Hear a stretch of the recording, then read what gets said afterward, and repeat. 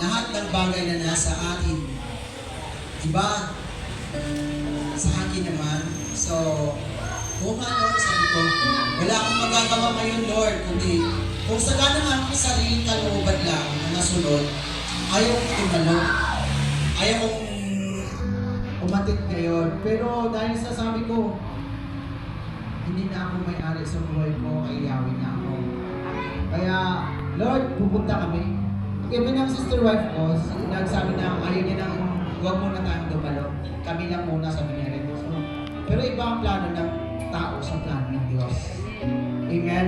Kaya sa hapong ito, sambahin natin ang Diyos. Awitan natin siya. Wala tayong dapat na unahin sa buhay natin, kundi ang Diyos na lumikha at may-ari ng ating buhay. Amen? Hallelujah! Unahin ko siya sa lahat ng bagay. Amen? Ang kanyang katuwiran ay iyong ikapamuhan.